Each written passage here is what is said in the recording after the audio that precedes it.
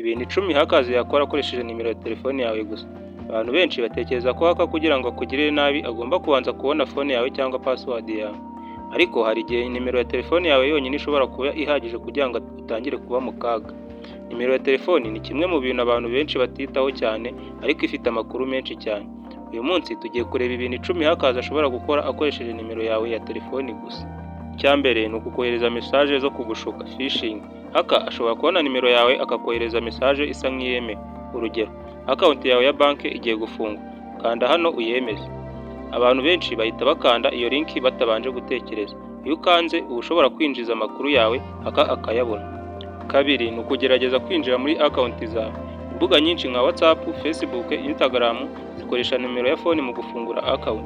Iyo haka ayifite abashobora kugerageza kwinjira muri account yawe akagusaba code. Niyo mpamvu utagomba na rimwe guha umuntu code woherejwe kuri telefone yawe. Gatatu ni ukugushyira mu bujura bwa SIM, byitwa SIM swap.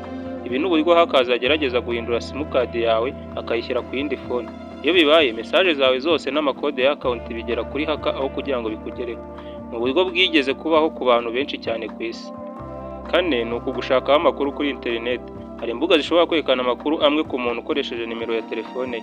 Urugero, amazina, aho utuye cyangwa social media account ukoresha. Aya makuru ashobora gufasha haka kugushuka byoroshye. Iga gatanu ni ukugukorera social engineering. Iyo haka azi nimero yawe abashobora kuguhamagara akitirira undi muntu. Urugero, akavuga ko ari umukozi wa banki cyangwa company runaka, akagusaba amakuru y'ingenzi. Iyo yatanze haka aba abonye amakuru adakoresheje technology ikomeye. Gatandatu ni ukugukurikirana kuri social media. Abantu benshi bashyira nimero zabo kuri WhatsApp, Telegram, Facebook. Iyo haka ayifite abashobora kureba byinshi ku buzima bwawe kuri social media. Aya makuru ashobora kumufasha kugushuka byoroshye. Cya karindwi ni ukukohereza virusi binyuze muri link. Hari message zishobora kukugeraho zirimo link cyangwa file. Iyo ukanze iyo link cyangwa ugafungura file, bishobora gushyira virusi muri telefone yawe. Niyo mpamvu ugomba kwitonda cyane kuri link ubonye muri message. Cya munani ni ukugukoresha mu butekamutwe bw'ubujura. Hari abashukanyi bashobora gukoresha nimero yawe bakwiyitirira ko ari wowe. Bashobora kuyikoresha gushuka abandi bantu cyangwa se kubasaba amafaranga. Ibi byigeze kubaho ku bantu benshi kuri WhatsApp. 9 ni ukugerageza password zawe.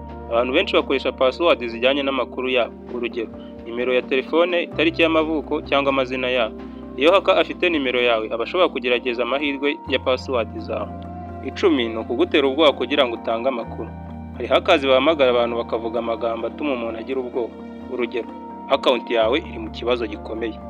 Iyo umuntu agize ubwoba abashobora gutanga amakuru atabitekerejeho.